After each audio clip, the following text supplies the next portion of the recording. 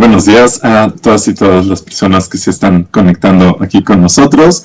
Mi nombre es Agustín Ávila y pues me acompañan el día de hoy, aparte de nuestros ponentes, que en un momento presentaré, María Elena León y Claudia Alarcón del Centro Multimedia del CENART y del CIEG de la UNAM respectivamente. Y queremos darles la bienvenida a este cuarto ciclo de charlas que siguen sin encontrar un nombre en general, pero que nos divierte mucho y nos interesa mucho hacer porque pues ha surgido de un trabajo que justamente busca generar un diálogo transdisciplinar que va, pues como muestran nuestras ascripciones, desde el arte, desde la multimedia, desde la ciencia básica, desde los estudios de igualdad, equidad y género y educación, y que pues plantean justo discutir distintas cuestiones de interés, ya sea para la sociedad, para la modernidad, que pueden estar en boga, que se han discutido desde hace años, desde hace décadas, ¿no? Y bueno, solo como recapitulando, de nuevo esto empezó en el 2022 con un primer evento que se llamó Sesgos Narrativos de los Cuerpos, Tecnologías de la Justicia y el ADN, justamente porque veníamos de trabajar junto con, bueno, bajo el liderazgo de Claudia, pues una serie de charlas y discusiones y planteamientos, diálogos con chicos en reclusorios en la Ciudad de México, y queríamos ver pues justo las pláticas que vimos, ¿no? y que tuvimos, replanteárselas a las personas que estaban investigando un poco estos temas, de ver pues cuál era la herencia, cuál era la importancia del ADN, del destino, dentro y fuera de las células y del Departamento de Justicia de este país, ver cómo se combinaba, cómo respondía el uno del otro, y pues los propios sesgos justamente que podíamos tener dentro de las tecnologías que se habían diseñado para estas cuestiones, de las condenas, la manera de ver a las personas, de si había realmente una restauración social, qué es lo que estaba pasando dentro de esa cuestión. En el 2023 nos preocupamos un poco por ver cómo nuestros cuerpos conviven con muchos otros microbios y plantas y animales y hongos, y se llamó Ecologías del Afecto y Cuerpos Macrobióticos, una mirada al futuro. Y de nuevo, pues al igual que el año anterior y los años subsecuentes, pues el punto era juntar a científicos, filósofas, artistas, gente que desarrolla tecnología, gente que piensa en algoritmos, gente que tiene este tipo de trabajos, para pues que vieran la otra cara de la moneda, ¿no? Decir, bueno, que los científicos les preguntaran, ¿y por qué estás haciendo este tipo de preguntas? ¿Desde dónde vienen? ¿Hacia dónde van? Que los resultados se pasaran pues a las manos de un artista y los volteara, y eso se metiera en un programa y todas estas cuestiones.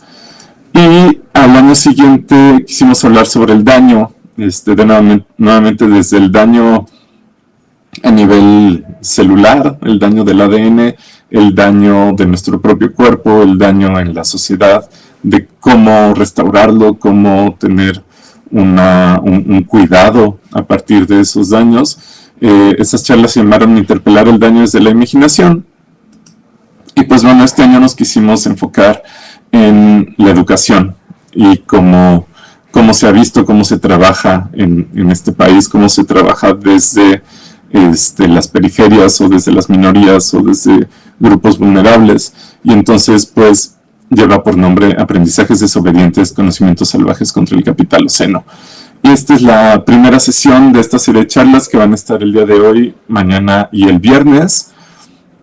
Todas se están transmitiendo en Facebook por distintas páginas del Centro Multimedia del CENART, del Laboratorio de Investigación en Arte y Tecnología. Sí, lo dije bien, Elena.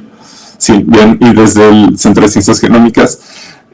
Por si se quieren conectar con nosotros, obviamente pues lo que les queremos invitar, además de los de los saludos que ya nos están enviando aquí, Rent Bless, Milo Heredia, Lupe Fuentes, Paulina GM, Edmi Wollstonecraft. Edmi ya se ha conectado otros años, qué gusto verte, Edmi. Gracias por seguir aquí con nosotros. Pues además de los saludos, que nos manden justamente sus preguntas, sus cuestionamientos, sus diálogos, sus pensamientos sobre lo que estamos hablando el día de hoy. Entonces, pues antes de irnos ya al tema de hoy, sobre la homogeneización de la individualidad y las experiencias significativas, pues solo preguntarles a María y a Claudia si pues quisieran agregar algo más de nuestra inauguración no oficial de este año. Pues yo solo quisiera como anotar que los formatos de conversación que proponemos cada año agradecen muchísimo que las personas quieran salirse como de sus formatos disciplinares, que regularmente son que tienes 20 minutos de ponencia, ¿no? Sobre todo porque creo que no se puede hacer interdisciplina si no hay conversación. Entonces, es un proceso de largo aliento, o sea, es decir, no estoy diciendo que de ninguna manera ya hemos podido pasar de lo interdisciplinario a lo transdisciplinario, porque requiere mucho trabajo de conversación, y que justo esto que anotaba Agustín, donde estamos tomando un pivote en cierta sector adolescente en nuestro país, y sobre todo pensando en los momentos en los que estamos atravesando, creo que lo que nos permite siempre es como estar un poco poniendo en tensión como toda esta producción académica con los espacios que están tensionados todo el tiempo, sobre todo por cuestiones de violencia, y que nos permite como hacer un crisol de conversación donde eventualmente lo que nos encantaría es que las investigaciones de las personas que invitamos se vean afectadas por las discusiones que tenemos acá. Entonces, eso, como señalar que no puede haber interdisciplina o transdisciplina si no hay conversación, y que la conversación definitivamente tiene que ser siempre problemática, porque estamos aproximándonos desde distintas metodologías, vocabularios, y en el caso de las asociaciones civiles o las organizaciones que a veces invitamos, pues desde un trabajo práctico completamente en campo, ¿no? Entonces, sería todo lo que yo quisiera agregar. Yo solo suscribo lo que dijo Elena. Frase que se repite mucho en estas discusiones, pero bueno, pues muchísimas gracias, María y Claudia, y entonces ahora sí damos paso a la sesión del día de hoy. Aprovechamos para que esté aquí nuestro tercer invitado. Bienvenido, Adrián. Hoy justamente contamos, bueno, hoy lo que queremos discutir un poco, pues el peso de la experiencia, de las materialidades, de los pensamientos, las experiencias alrededor de la escuela, si se dedica tiempo a pensar sobre la experiencia individual y colectiva y cómo ésta puede transformarse en procesos y materialidades que implican formas de estar juntos y sostener la vida. Las dinámicas educativas se centran en la transmisión de información, fórmulas y conceptos. Incluso las aproximaciones críticas suelen terminar en una diseminación de conceptos no tensionados con lo cotidiano, la alteridad y la interseccionalidad de las experiencias humanas. Lo anterior deriva en prácticas que pretenden transformaciones desde la aplicación de fórmulas o la enunciación de conceptos vacíos de experiencia. En otras palabras, pues que lo que recordamos tal vez muchas y muchos de nosotros de la escuela, de pues aprenderte la fórmula, aprenderte el ciclo, aprenderte la respuesta, o pues un libro de texto que nos queda muy lejano a la experiencia cotidiana, llena de referencias al centralismo de la capital o de otras cuestiones, y que pues no siempre refleja pues todas las comunidades, todas las sociedades a las que va a llegar, ¿no? Entonces, para hablar de esto nos acompañan Eric Huerta. Él es licenciado en Derecho por la Universidad Iberoamericana, con cursos de posgrado en la Escuela Libre de Derecho, maestro en Administración Social con especialidad en Desarrollo Comunitario por la Universidad de Queensland, Australia, y doctor en Desarrollo Rural por la Universidad Autónoma Metropolitana. Es el coordinador general de Redes por la Diversidad, Equidad y Sustentabilidad, AC. Eric, bienvenido. Muchas gracias, ¿qué tal? Buen día. Buen día, gracias. También de redes nos acompaña Adrián López Angulo. Él es licenciado en Desarrollo y Gestión Interculturales por la UNAM, con especialidad en Ciencia, Tecnología y Sociedad, y maestrante en Desarrollo Rural por la UAM Xochimilco. Desde el 2012 colabora y coordina proyectos educativos en comunidades rurales, centrando su investigación actual en procesos formativos para la autonomía tecnológica. Colabora con la Unión de Cooperativas Tocepan en la construcción de telecomunicaciones comunitarias en la Sierra Norte de Puebla, siendo asesor del primer operador móvil social indígena, Wikicatat. Forma parte de Red SAC desde el 2018 y actualmente coordina el área de tecnologías para la autonomía. Adrián, bienvenido. Muchas gracias, Agustín, y qué gusto estar por aquí con ustedes acompañándoles. Aquí estamos. Bien, entonces. Y nuestra tercera, pero no última, sino maravillosa acompañante es Gabriela Venosa. Ella acompaña procesos de aprendizaje, creación y participación comunitaria y desde hace más de 15 años impulsa proyectos culturales y educativos dirigidos a niñas, niños y adolescentes. Ha colaborado en espacios como La Tallera y el Museo Morelense de Arte Contemporáneo Juan Soriano, y dentro de sus áreas pedagógicas, así como La Jugarreta, promoviendo la creación de espacios seguros, y en el Instituto Nacional de Salud Pública y la UNICEF México, donde ha diseñado e implementado estrategias educativas sobre alimentación y salud. Forma parte de los colectivos Chico Zapote y Como en Feria, desde donde impulsa el acercamiento a las artes y las experiencias intergeneracionales. También es tatuadora y cultiva muchas hortalizas en su casa, que le quedan muy bonitas y sabrosas. Gaby, bienvenida. Gracias, Agustín, y qué gusto, Adrián y Eric, poder platicar con ustedes hoy. Pues bueno, ahora sí, estamos listos, para empezar. Y pues bueno, empecemos un poco pues de este primer planteamiento. ¿Cómo ven la escuela, tal vez desde un inicio, en su propia experiencia? ¿Cómo la ven en estos trabajos que han desarrollado desde la ruralidad, desde puntos alejados de la capital, desde el trabajo pues comunitario con infancias o con otro tipo de comunidades? Y cómo se compaginan esas dos experiencias, digamos, la escuela como institución contra la escuela pues ya en vivo, que se enfrenta a todas estas cuestiones y diversidades dentro del aula, empezando tal vez con Eric y luego nos vamos con Gabriela. Sí, no, pues muchas gracias, qué gusto. La verdad es que este es un tema fascinante, apasionante, y que para nosotros, tanto en la organización, ha sido también un proceso de comprensión y de desaprendizaje, ¿no? De un montón de cosas y de conceptos sobre lo que implica la formación, la educación, todo eso, ¿no? Y, o sea, yo creo que tenemos que empezar a entender, pues, que la escuela es un espacio del Estado, ¿no? O sea, la escuela es la escuela del Estado, es la escuela del sistema, y que te educa para ser funcional al sistema. Entonces, en muchas comunidades, o en muchas comunidades rurales, en las comunidades indígenas, a pesar de la importancia que conceden a la educación, ¿no?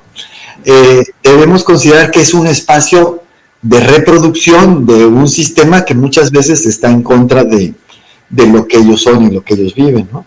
Entonces, de entrada, pues, en muchas de ellas, o durante mucho tiempo, ahora está cambiando un poquito, pero pues tienes que cambiar de vestimenta, ¿no? Ya no vas a usar el vestido tradicional de tu comunidad, sino tienes que usar el vestido, el uniforme de la escuela, ¿no? Desde ahí ya empieza a haber un espacio de alienación con respecto a la propia comunidad. Y la otra es también una separación de la forma cotidiana de aprender que se da en la vida misma de la comunidad, ¿no? Es decir, nosotros, pues una de las cuestiones, y que en el trabajo de incidencia política que hacíamos para el reconocimiento de los medios de comunicación, las radios y todo eso, una de las cosas que decíamos es que, por ejemplo, te piden la radio que tú les des un plan, te dan la concesión y luego ya pones la radio, ¿no? Y nosotros decíamos, eso dentro del paradigma de las propias comunidades es imposible, porque hacer radio se aprende haciendo radio, ¿no? No vas a hacer un plan, un centro de instrucción y luego vas a hacer radio, ¿no? Sino en la vida campesina en general, la experiencia es la forma en que se da el aprendizaje, ¿no? Y esa es una cuestión totalmente distinta del modelo cartesiano, ¿no? De pienso, luego existo, ¿no? Es decir, existes, ¿no? Y en esa existencia se da tu conocer o tu aprender, ¿no? Y entonces la milpa, digámoslo así, es el referente esencial en que lo que nos mostraron las comunidades, el referente esencial del aprendizaje, ¿no?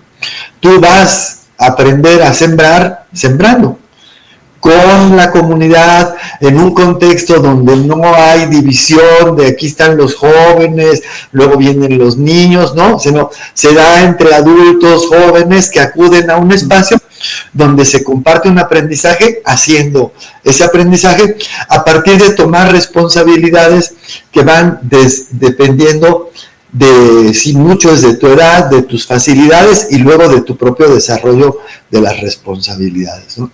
Entonces, pues es una cuestión totalmente distinta de cómo sucede el aprendizaje en la escuela, que generalmente pues está en tensión con la propia reproducción de la cultura y de la vida de las comunidades, ¿no? Así yo creo que ahí lo pondría como... Muchas gracias, Eric. Pues ya vamos sacando pues palabras clave, ¿no? De ese aprendizaje, el Estado, las comunidades, la experiencia. Vamos muy bien. Gabriela, pues lo mismo un poco. ¿Cómo es la escuela, pues esto, en su concepto desde el Estado, y cómo es la escuela a la que te has enfrentado en tu trabajo?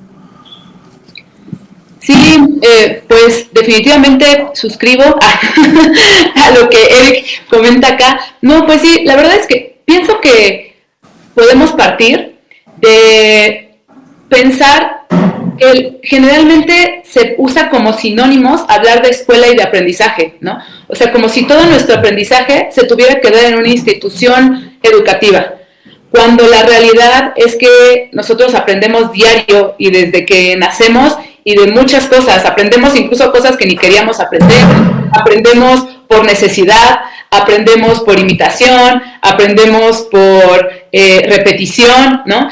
Entonces, creo que justamente desde ahí puede partir como esta importancia única que se le da a la escuela como un espacio educativo y de aprendizaje, y entonces minimizar la otra cantidad inmensa de saberes que hay en nuestro cotidiano, y que muchas veces esos saberes, bueno, no muchas veces, siempre esos saberes son los que nos están sosteniendo, ¿no? En la vida. No digo que en la escuela, que lo que aprendemos en la escuela no, pero no es lo único, ¿no? O sea, si nosotros lo único que supiéramos es lo que aprendemos en la escuela, definitivamente no podríamos sobrevivir. Entonces, pues es muy importante como poder darle a cada cosa su nombre real y su valor, e incluir todo esto que tenemos fuera y con lo que estamos constantemente en contacto, incluidas otras personas de muchas edades, porque otro tema importante de la escuela es esta jerarquía, y no jerarquía nada más entre personas, ¿no? O sea, no nada más de que el que sabe es el maestro, los que ya medio saben son los de sexto de primaria, ¿no? Y los que apenas no saben nada son los de primero, ¿no? Bueno, ya, desde ahí está como esa enorme jerarquía, pero además las jerarquías de saberes, porque también, pues en la escuela tú vas aprendiendo a cuáles saberes importan más, cuáles menos, ¿no? O sea, ¿qué vale la pena poner en tu semblanza? Que estudiaste en la licenciatura, pero no que aprendiste a bordar con tu abuelita, ¿no? O sea, eso a nadie le va a interesar, y lo que tú cuentes, pues igual no se va a tomar tanto en cuenta, pero si ya hiciste una licenciatura, pues ahí sí ponlo, porque ese es un saber que sí vale la pena presumir, digamos. Entonces, todo eso también se aprende, o sea, además de la currícula de la escuela, pues se van aprendiendo esas cosas, ¿no? O sea, ¿qué sí puedo externar? ¿De qué conocimientos puedo sentirme orgulloso? ¿Cuáles mejor ni los digo porque hasta pueden restarme, ¿no? Y pues creo que desde ahí también el acercamiento que tú tienes a lo que aprendes, pues vas un poco con miedo, ¿no? Y un poco tratando de entender, sintiéndote a veces, o sea, a mí me ha pasado que a veces te sientes tonto, ¿no? Y es como, no, es que, o sea, no estoy entendiendo lo que me estás diciendo, cuando muchas veces, pues el motivo es la forma, ¿no? O sea, los formatos, que no tiene sentido con tu vida cotidiana, lo que te están dando, ¿no? Que tú lo habías aprendido de una forma diferente. Y entonces, a diferencia de la escuela como institución, en la comunidad, pues lo ideal sería que ese modelo se empezara a transformar de acuerdo a lo que sí necesita la comunidad, ¿no? A lo que sí necesita la comunidad en general y la comunidad que está ahí dentro, ¿no? O sea, preguntarle a las niñas y a los niños, que parecería así totalmente, por ejemplo, inconcebible, pero ¿por qué no les preguntamos qué les gustaría aprender, por ejemplo, ¿no? O sea, nadie lo sabemos, o sea, que en general sabemos lo que tienen que aprender, pero lo que les gustaría, y digo, ahorita pensando en niñas y niños, pero esto me refiero en general, ¿no? A cualquier lugar en que lleguemos, niños, adultos, comunidad, lo que sea, pues justamente para empezar, pues qué les gustaría, qué necesitan, qué les llama, ¿no? Qué les ilusiona aprender, porque si no es una repetición de conocimiento que aprendes durante un periodo corto de tiempo y que como no puedes realmente implementarlo en tu cotidiano, pues ahí está un rato y luego desaparece, ¿no? Que es mucho cómo funciona la educación tradicional y esta educación bancaria, como también se denomina. Y pues sí, o sea, creo que en resumen de lo que estoy diciendo, pues mucho de esto parte de pensar que el único conocimiento real, medible y digno de ser compartido, pues es el académico y el que se da dentro de las instituciones, menospreciando como todo el otro conocimiento que todo el tiempo está presente, mucho más incluso que el académico. Claro, muchísimas gracias, Gaby. Ya nos siguen saliendo más cosas de aprendizaje, de comunidades, de todo esto. Un par de acotaciones, bueno, de lo que dices de estas jerarquías, creo que el ejemplo más claro justo son los cursos de historia universal, ¿no? Que es la historia, pues, de Europa y las guerras, y pues, qué pasaba en ese momento en África, en Oceanía, en Asia, pues, quién sabe, ¿no? Pero lo importante es que el archiduque salió un día de paseo y le pasaron cosas, ¿no? Sobre lo que nos comentaba Eric, tenemos un comentario de Pedro Jauregui Belausteguigoitia, que nos dice que en el año 2001 Eugenio Bermejillo de Radio UNAM, que estaba muy a favor de la radio comunitaria, tenía esa onda de formar a la audiencia como radioparticipantes, es decir, aprender haciendo. Y pues sí, bueno, va muy en tono, y pues justamente no solo las radios comunitarias, pero pues las radios públicas, pues justo uno piensa que pues es el locutor hablando y poniendo los temas que le interesan, pero pues es que ese espacio es de cualquier persona que se quiera parar ahí y platicar y traer una propuesta. Las radios públicas son eso, las radios de las universidades pues son de las y los estudiantes para que se los apropien. Y también hablando ahorita que preguntabas, Gaby, de mostrarles, o más bien de preguntarles justo qué es lo que la gente quiere aprender, pues me recuerda un poco al trabajo que estábamos mencionando con Claudia y Elena, con jóvenes en reclusión, que pues nos comentaban que en la reclusión pues les habían llevado talleres de pintura, de carpintería, de cocina, y un chavo dice, no, pues es que me encanta cocinar, pero ¿por qué tuve que llegar aquí para enterarme que me gusta cocinar? O sea, ¿por qué nadie me dio esa opción antes en la vida, no? Que pues eso, detona un montón de preguntas. Adrián, en tu trabajo y el de Redes por la Diversidad, Equidad y Sustentabilidad, se enfoca en las mismas palabras que tienen en su sitio, en tejer redes de colaboración entre personas, comunidades, organizaciones y territorios en torno a la comunicación comunitaria e indígena. Me gusta, pero me pregunto un poco también, es ¿por qué desde personas hasta comunidades y territorios? ¿Qué tan distintas son, o por qué pensarlo y separarlo, estas comunicaciones entre pues tú y yo a nivel sociedad, a nivel comunidad, a nivel territorio? ¿Cómo son estos niveles? Gracias, Agustín. Pues es una pregunta muy pertinente, ¿no? También muy amplia, porque al final del día es también, bueno, empezar diciendo que suscribo muchísimo lo que estaban diciendo, y que también es como que tiene relación esta educación, ¿no? Pero también estos procesos de comunicación, ¿no? Muchas veces lo que se nos enseñan que es comunicación, pues tiene esta figura, ¿no? Del que quien dice un mensaje y quien lo recibe, ¿no? En esta figura de lo que son como de esta figura comunicativa. Sin embargo, pues lo que hemos ido aprendiendo a lo largo del trabajo en la organización es que la comunicación pues va más allá, ¿no? Y que eso, como bien decía Eric, pues parte de un desaprender muy importante y de un ir aprendiendo junto con las propias comunidades, ¿no? Nosotros como organización, al final del día, pues no es que vamos y decimos, ay, vamos a ir a esta comunidad porque queremos poner una radio, ¿no? No, sino que nunca vamos a donde no nos invitan, ¿no? Que es uno de nuestros primeros principios como organización, y nos invitan justamente a generar estos procesos de colaboración, ¿no?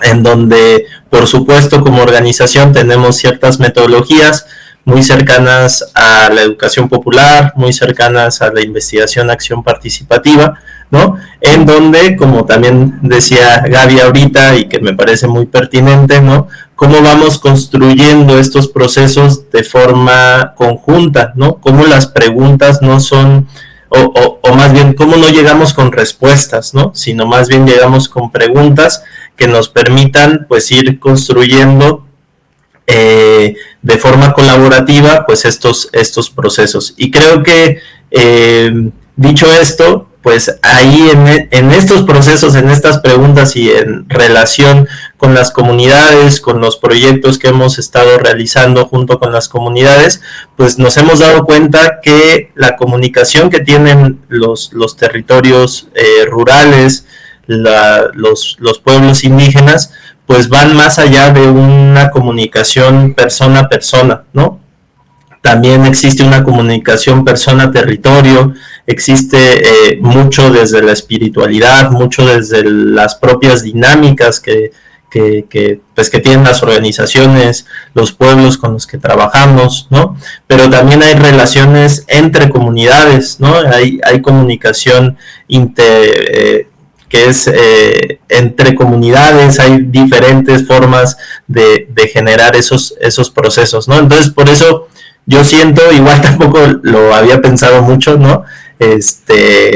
Pero siento que mi respuesta estaría mucho en eso, ¿no? Que al final del día estos tejidos de comunicación pues se entrelazan, ¿no? Y bueno, ahí yo tengo varios ejemplos, pero quizás los dejo para más ratito.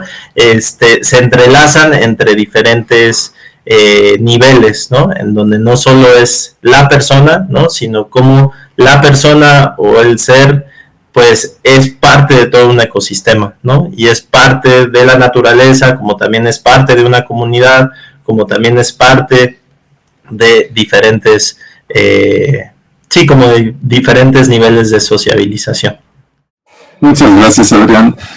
Pues sí, de nuevo es pues todos estos distintos niveles, como bien dices, son necesarios tomar en cuenta cada uno, porque pues nos muestran distintos espacios para comunicarnos, no solamente, como bien dices, del lenguaje que utilizamos, sino pues a través del territorio, y que de nuevo, pues como nos decía Gaby, es salir a caminar, a ver qué plantas hay, qué piedras hay, qué aves hay, qué cuestiones están fuera del libro de texto.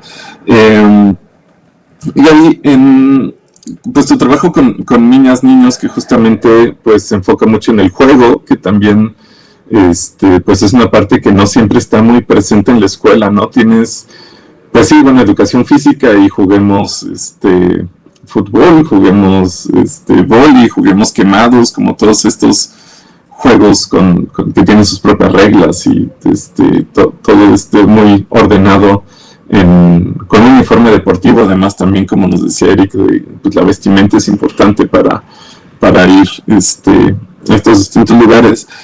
Pues ¿cómo detonas tú estos juegos, pues tal vez didácticos, que están generados a partir del entorno, a partir de la comunidad, y cómo responden las y los chavos? Pues ese tema me gusta mucho porque el juego, como yo lo veo, justamente, o sea, como lo contrario del trabajo, no es el descanso, sino el juego, ¿no? Porque justo, ¿no? O sea, trabajas y descansas para tener fuerza para volver a trabajar. pero el juego sí tiene que ver con gastar energía, utilizar tiempo, después necesitas descansar quizá, pero mientras sí es como esta parte contraria y donde puede surgir un montón de cosas, ¿no?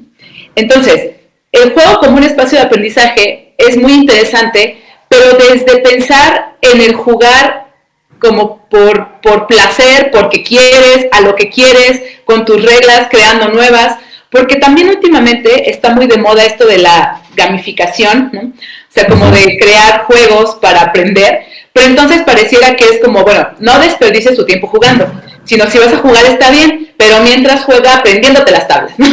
Y mientras juega con estos datos, y mientras son estrategias que está bien y pueden ser útiles, pero pues es utilizar el juego para volver a tener un conocimiento que desde la institución se está imponiendo, ¿no?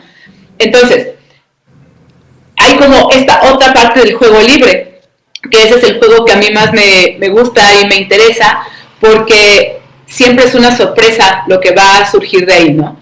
Y entonces sí hay un aprendizaje, porque claro que hay un aprendizaje, pero es un aprendizaje natural y fluido y que se necesita en el momento para poder llegar a jugar. O sea, aprendizajes que van desde hacer acuerdos, relacionarte con otras personas, crear espacios donde puedas incluir a más, y otros aprendizajes que incluso a veces también pues tocan esos aprendizajes de escuela, ¿no? O sea, a medir, porque vamos a delimitar un espacio donde vamos a correr, entonces, bueno, vamos a medir y ya sabemos cómo se usa esto, ¿no? Entonces, sí sucede, pero por una necesidad para el juego, no porque el juego sea tu herramienta para aprenderte este contenido de la escuela.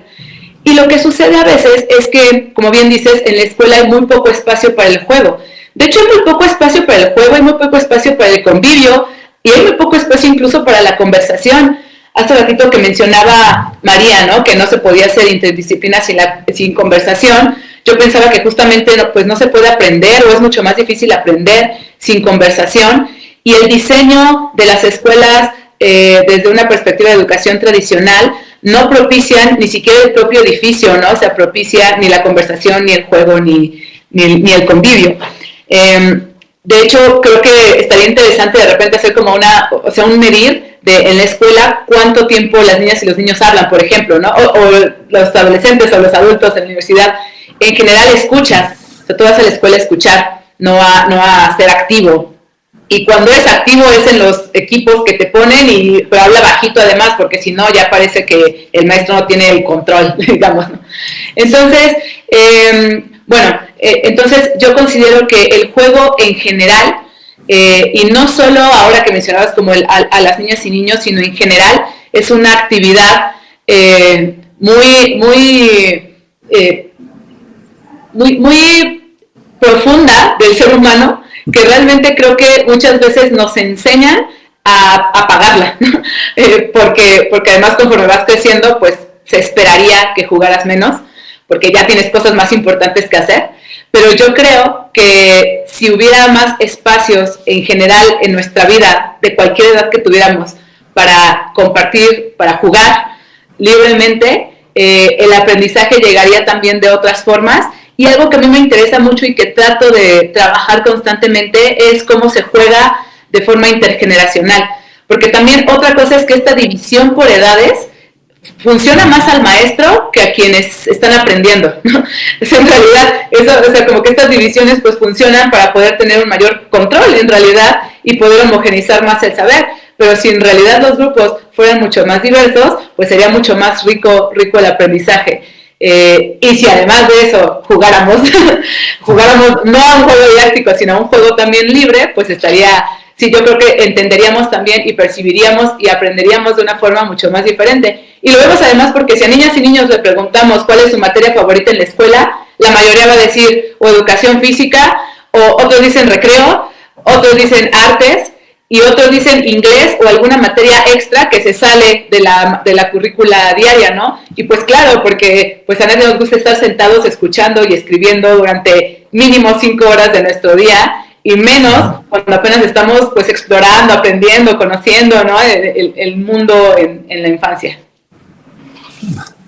Me encanta, y bueno, creo que a nuestra audiencia también, Mariana Lima nos dice, yo si no juego me extingo, pues creo que sí. Hermoso, vamos a jugar, Mariana.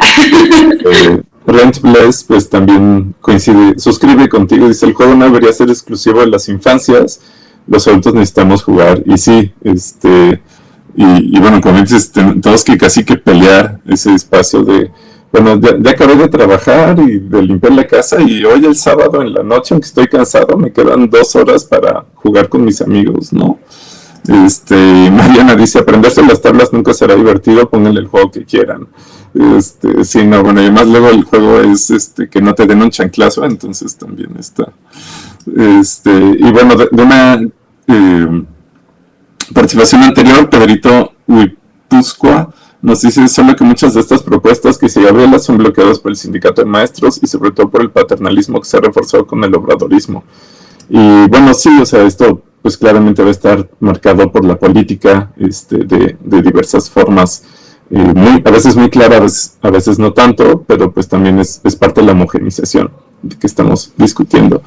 Y tenemos aquí otra pregunta que creo que... Quisiera nada más agregar una cosita rapidísimo sobre el tema, porque totalmente, ¿no? O sea, sí tiene que ver con las políticas, con grupos, con tipo de comunidad y todo, pero también de pronto tiene que ver con nuestra propia percepción de nosotros mismos, o sea, de nosotros mismos como adultos, nosotros mismos como académicos, nosotros mismos como niñas, como niños, y claro, o sea, siempre hay barreras estructurales y sistémicas y demás, pero de pronto yo recuerdo muchas veces que muchos amigos cuando empiezan a dar clases su principal miedo es que las niñas y niños, por ejemplo, se les suban, ¿no? Es como el típico, se me suban, no me respeten, más allá de otros temas, de generar espacios y así. Entonces, bueno, solo lo menciono porque creo que es bien interesante ver todas las estructuras, desde lo individual hasta lo global, que justo interfieren en que este tipo de formas de aprendizaje no sucedan. Claro, gracias. Tenemos una pregunta aquí que me parece que Eric podría interesarse en responder, y si no, bueno, yo le estoy echando la bolita. Miguel Heredia nos pregunta, ¿la educación debe ser una herramienta de integración a comunidades al mundo moderno o debería especializarse en cada cultura para tejer puentes? Bueno, sobre la pregunta dice Jaime Luna que se habla de la educación para la vida, ¿no? Pero que en realidad la vida es la educación. O sea, es en la vida donde aprendes, ¿no?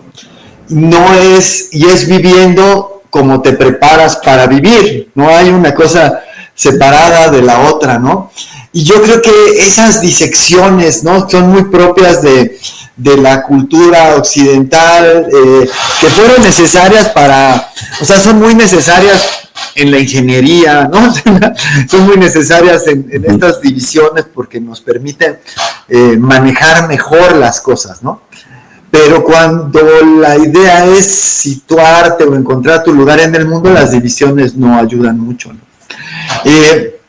Bueno, yo estoy muy de acuerdo, quería abundar un poquito más en este tema del juego, ¿no? Estoy muy de acuerdo con lo que dijo Gaby, solo no al principio de lo que dijo, creo que o sea, no lo podemos ver el juego como una oposición al trabajo, ¿no? Sino, hay un concepto, ya no me acuerdo quién bueno, sí me acuerdo del autor, pero no me acuerdo el nombre del autor, que habla del aprendizaje igual en las comunidades indígenas y habla de una cosa que se llama el trabajo-juego en la milpa, ¿no? Y entonces, sí, el trabajo no debe estar desvinculado del juego, sino que es parte propia del juego. O sea, el niño donde lo pongas va a jugar, ¿no? Y entonces, en ese acompañamiento en el trabajo, él va jugando, ¿no? Yo lo voy a, o sea, mucho del el ir aprendiendo en las propias comunidades esta formación me hizo recordar, porque a veces un poco lo que decía Gaby al principio es, la escuela, o sea, nos creemos que aprendemos en la escuela, ¿no? Nada más. Y entonces cuando yo empecé a trabajar más y a comprender esta parte de las comunidades, me ayudó mucho a invocar mi propia experiencia de aprendizaje y de vida, ¿no? Entonces yo, pues a pesar de que soy de aquí, de la Ciudad de México, pues nací como en un reducto que era todavía un pueblo donde toda la cuadra éramos familia, donde todo esto, y donde se reproducían muchas de estas cosas todavía de la vida campesina, y que a mí me tocó todavía, pues teníamos nuestros puercos, era un San Ángel que ya no se ve mucho, ¿no? Y entonces, justo me acuerdo cuando iba a ser la fiesta, pues nosotros participábamos y teníamos que participar de hacer la barbacoa, y entonces así, y era muy divertido, ¿no? O sea, no era el niño que está trabajando y que pensamos que el niño está trabajando, ay Dios, qué explotación, que hay explotación laboral en ciertas cosas, pero no necesariamente el trabajo está peleado con el juego, ¿no? Sino, de hecho, yo creo, y un poco, o sea, lo trato de, o sea, en mi experiencia de trabajo, decir, lo que para mí mi trabajo no tendría chiste si no jugara dentro del propio trabajo, ¿no? Si no hiciera esto, si me lo tomara demasiado en serio, ¿no? Y entonces, o sea, esta disociación de estos dos elementos que tienen que ser parte de una misma cosa, en un mismo aprendizaje. Claro, en un momento, en unas etapas de tu vida es más juego que trabajo, ¿no? Y porque al final está el trabajo a cargo de alguien más que tiene más responsabilidad con respecto a eso, y entonces no importa tanto si te distraes, haces una cosa, haces el otro. Pero estos dos elementos tendrían que ir integrados, ¿no? Y no como... Sí, o sea, me parece muy peligroso, justo como lo que señalaba Gabriela, que ahora está concebido esto así como la gamificación, ¿no? Y ahora también hay trabajos gamificados que entonces, si te tocaba poner una cosa hasta para que te envicies más, igual que en el juego, te lo ponen como que te van dando estrellitas y todo este rollo, ¿no? Y que al final es más bien hacer un poco el trabajo más o sea, hacerte más productivo y que no pierdas tiempo en jugar, sino que cuando estás jugando trabajes, ¿no? Pero sí, ¿cómo, digamos, reconceptualizar? Que yo incluso creo que nos cuesta trabajo, ¿no? O sea, nos cuesta trabajo porque incluso las palabras ya las tenemos disociadas, ¿no? Es decir, ¿cómo tendríamos que reconceptualizar y reconciliar esas dos cosas que son parte tanto del propio aprendizaje como de la responsabilidad, de ir aprendiendo de las responsabilidades, pero al mismo tiempo de la alegría de vivir, ¿no? Qué bonito, muchas gracias, Eric.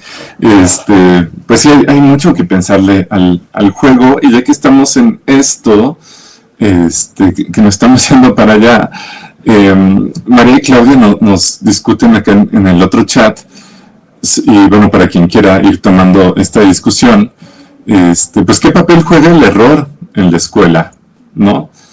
¿Se trata de sacar 10 o de que el error sirva para alguna cosa? Que creo que, pues justamente, tiene un rol muy distinto en el juego, ¿no? En el juego, si te equivocas, pues bueno, tal vez te traces un poco o no pasa nada, o pues justo aprendiste y a la siguiente ya te sabes el truquito, o buscas que el otro haga un error para pues para ganar o para divertirte o para ver quién cae o lo que sea, ¿no?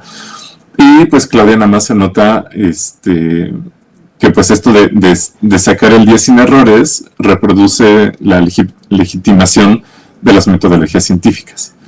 Entonces, pues bueno, creo que se me hace algo bastante valioso también para discutir, pues cómo se ve el error en la escuela, en las comunidades, en la comunicación, en la radio en vivo, que siempre uno tiene así como, ay, no, pero y si digo algo, pues dices, ay, pues me equivoqué, perdonen, y te sigues, ¿no? ¿Quién quisiera hablarnos de los errores? Yo puedo decir algo muy rápido, ¿no? La escuela es un mecanismo de control. Y entonces el error es importante en el sentido de señalarlo, ¿no? Porque si tú cometes un error, estás saliéndote del mecanismo de control, entonces tiene que ser sancionado, ¿no?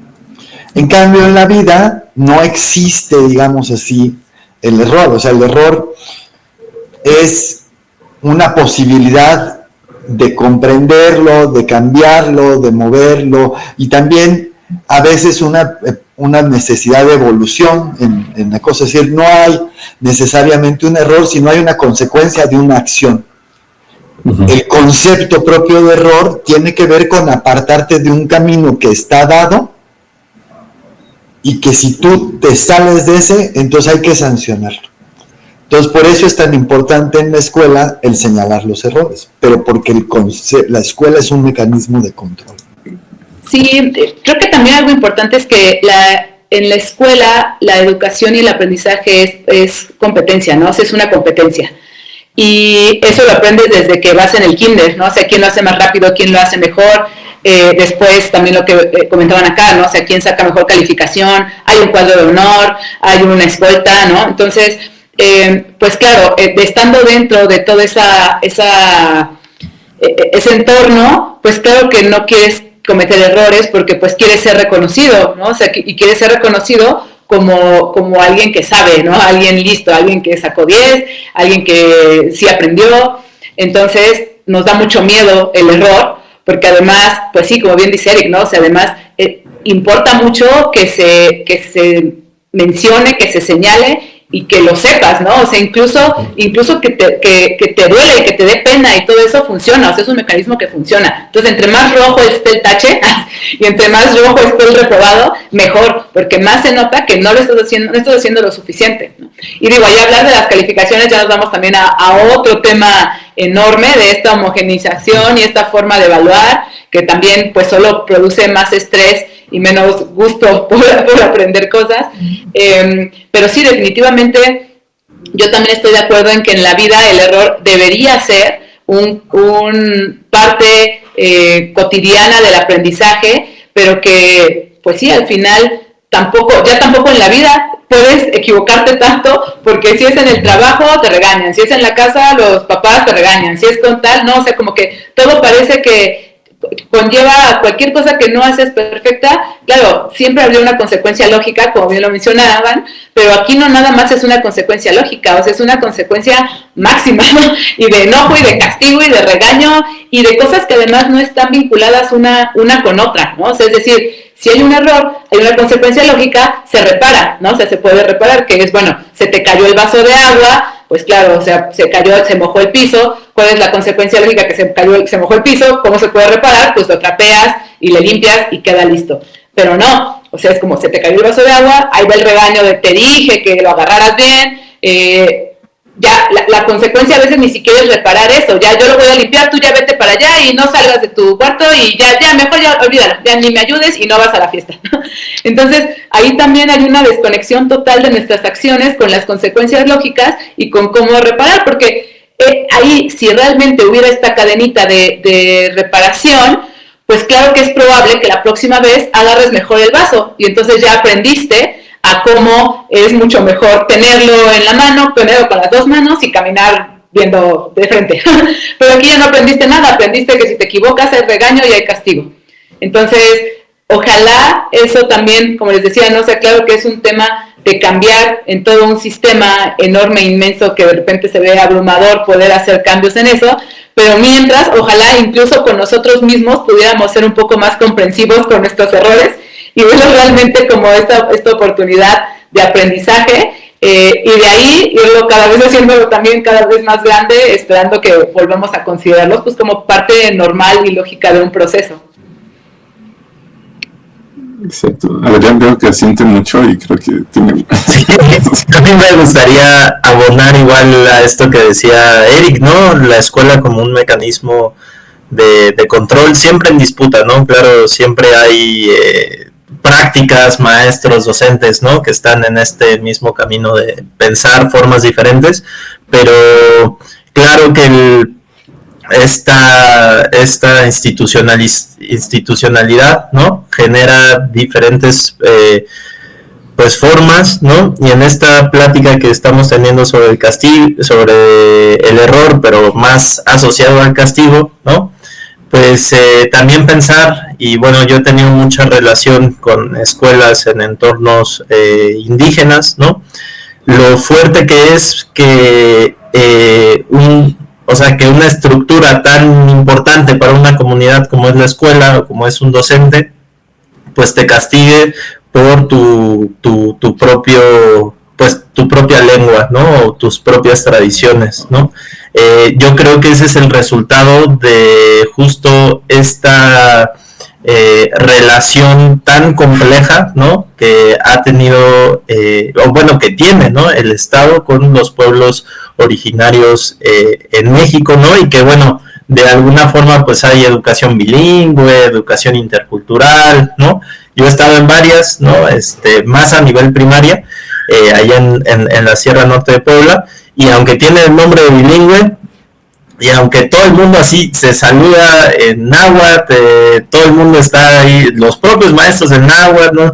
Ya cuando cierran la puerta, todo es español, ¿no? Entonces, ¿cómo es esta cuestión interesante? Y también quería abonar un poco a esta pregunta que hacía el compañero, la verdad no recuerdo el nombre, ¿no? De si la educación es para como agregar a las comunidades al mundo moderno, o si se debería como de especializar cada cultura, ¿no? Justo esa, en tejer puentes, etcétera, ¿no? Yo creo que ahí pues mucho tiene que pues pensarse, ¿no? Cómo ir pensando una educación en estos procesos multiculturales en los que vivimos, pero también en pensar en esta interculturalidad que pues es posible, cómo sería una educación desde este enfoque. Y así fue como yo llegué a redes, ¿no? En específico, porque yo estaba muy metido en procesos de educación rural, pero como que se me metió esta espinita que todavía no se me saca, que era pues cómo generar procesos educativos hacia las tecnologías que fueran otros, ¿no? Ahí me eché toda una investigación sobre pues procesos de educación que tiene el INEA para adultos, jóvenes, sobre alfabetización tecnológica que dicen, ¿no?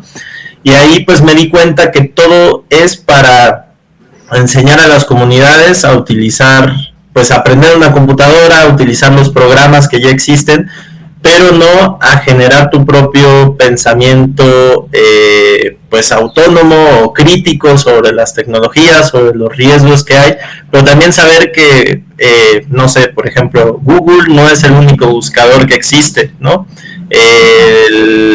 Los programas de Office de Microsoft no son los únicos, ¿no? Y que en todos estos procesos que con redes hemos estado llevando, pues lo que buscamos es eso, ¿no? Buscar formas, metodologías y también pues esta relación con las comunidades para ubicar que otro horizonte tecnológico es posible, y que para hacer eso pues necesitamos otros procesos educativos. Muchas gracias, Adrián. Sí, claro, también tenemos que pensar pues desde la tecnodiversidad, como bien dices, o sea, la tecnología es muy homogeneizante, ¿no? O sea, están, claro, estas grandes peleas entre China y Estados Unidos y distintos softwares, pero pues eso, de este lado del mundo, pues todo es con Google, ¿no? Todo es con Microsoft, todo es, o sea, bueno, hay la diversidad son que hay dos opciones, ¿no? Entonces, pues sí, el desarrollo propio de tecnologías, como nos diría Yuk Hui para animar a Elena León, pues justo lo que queremos plantear es que cada quien pueda generar a partir desde su territorio y desde sus necesidades las tecnologías. Pero bueno, eso tal vez sea tema para el siguiente año de estas pláticas. Mariana Lima nos dice, sí, y luego si la educación se traslada al juego, hay gente que no tolera la frustración de perder. Creo que pues justamente va muy, muy de la mano con pues esto del castigo, ¿no? O sea, si pierdes pues es que no ganaste, que no lo hiciste bien, que no te llevas la estrellita, el trofeo, el 10 a la casa, y entonces algo hiciste mal, aunque pues la única tarea era jugar, ¿no? Del vaso que se cae, dice, sí, yo vi un video de una niña que tira un vaso y su papá le dice, no te preocupes, no pasa nada. Pues sí, qué bueno que hay cambios en la educación y en las consecuencias. Mariloli nos felicita por el tema, y en el otro chat también pues Claudio nos recuerda que pues justamente esto del error y las consecuencias, pues aunque suena tonto pensarlo, bueno, tal vez suena muy simple, no tonto, sino simple verlo desde el vaso de agua que se cae, pero es la base del sistema de justicia penal, justamente como decías, Gaby. O sea, lo importante es mandar al que se le cayó el vaso a su cuarto, aunque el vaso se quede roto y el agua tirada y nadie alce eso, pero lo importante es que ya lo regañamos. O sea, ya está ahí. ¿Quién va a venir a limpiar esto? No, quién sabe. ¿Cuál va a ser la reparación? Ni idea, pero ya hay una persona regañada. ¿Y eso a quién le sirvió? Pues, quién sabe, ¿no? Entonces, pues sí, la reparación es muy importante. Rent nos dice, el temor al error frena la acción y hace que los adultos participemos menos en cualquier actividad, incluso ahí donde no existe una respuesta correcta o una calificación.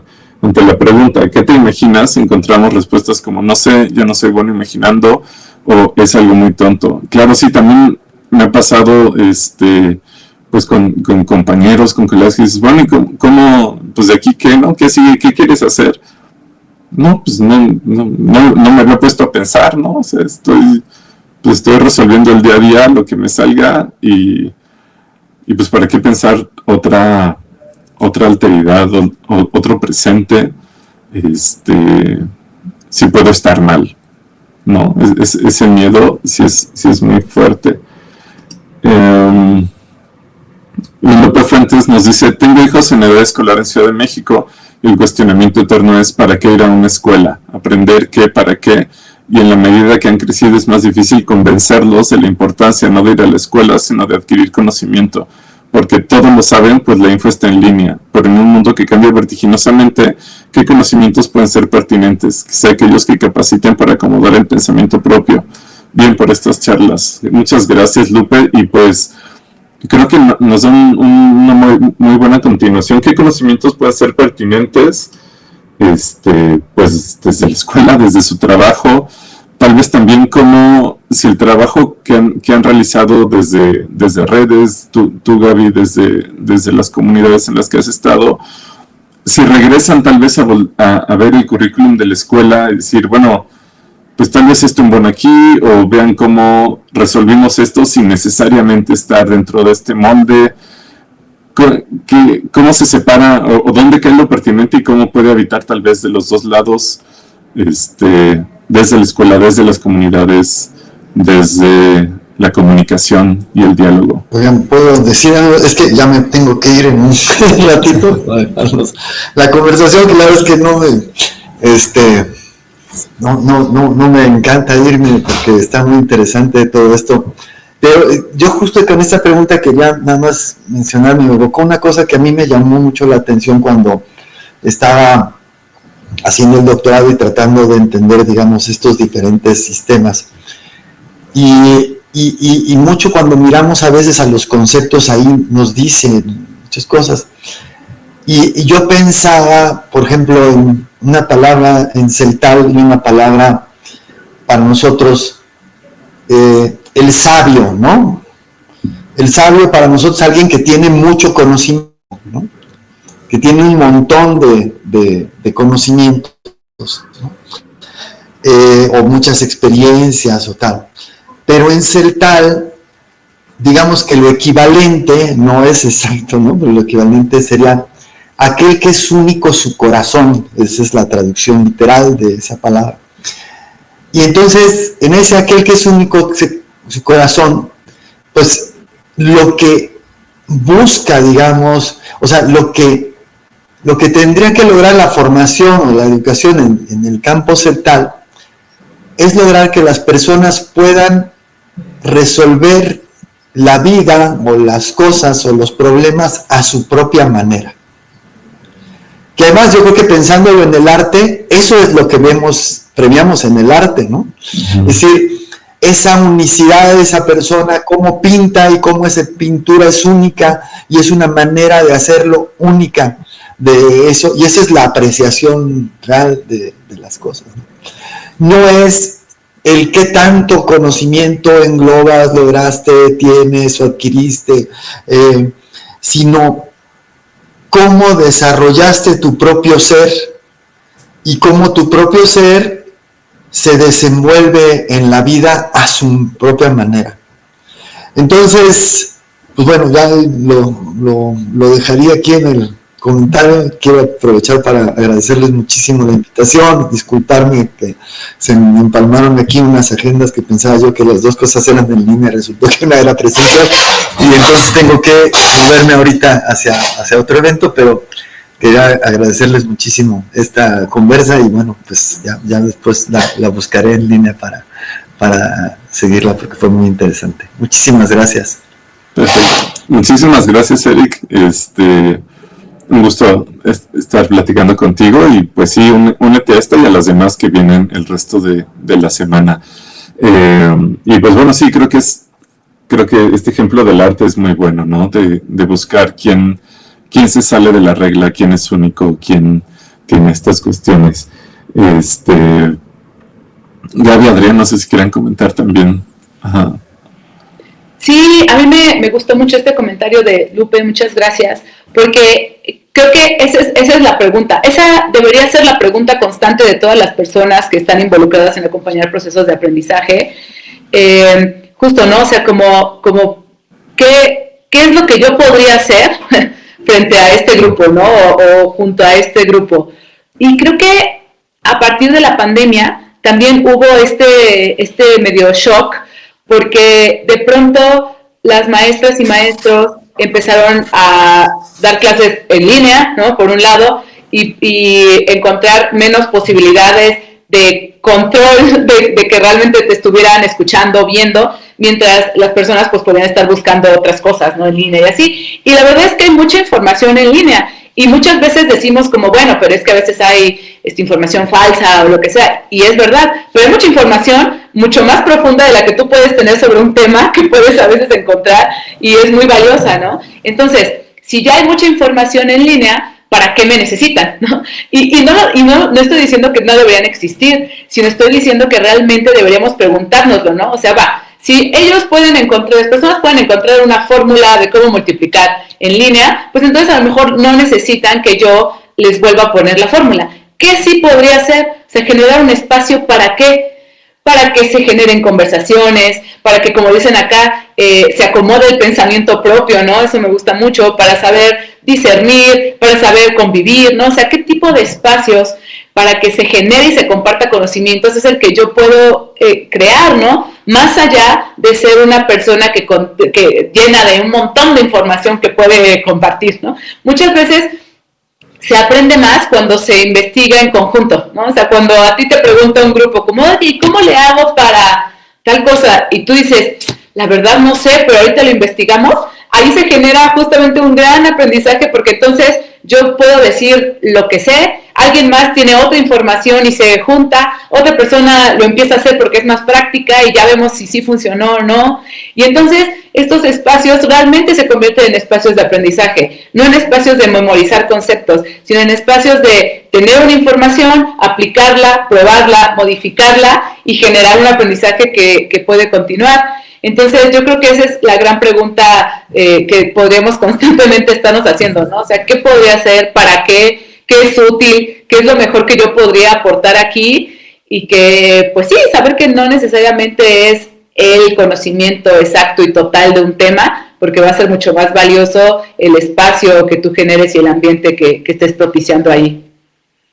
Muchas gracias. Sí, creo que esto que mencionaste del aprender a convivir es muy importante, que normalmente no lo vemos como una meta de la escuela, pero finalmente es un espacio más o menos controlado donde pues cosas tan sencillas como pues cómo empezar una conversación, por qué le preguntas a tu amigo todos los días cómo está, qué tipo de preguntas pueden hacer que alguien se enoje o no, cómo pedir permiso para cosas, o sea, un montón de cuestiones de reglas de la sociedad, pues las aprendes en la escuela.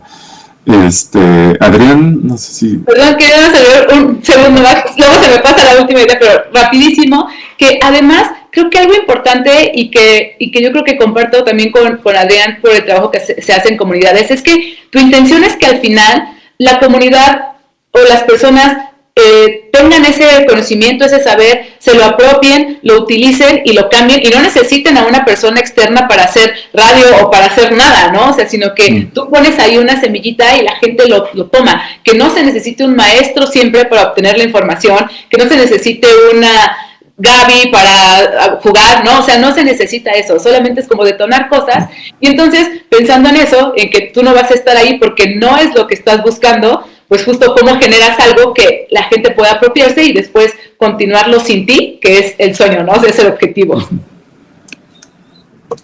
Sí, yo estoy justamente en la misma línea. Creo que voy a reiterar varias cosas.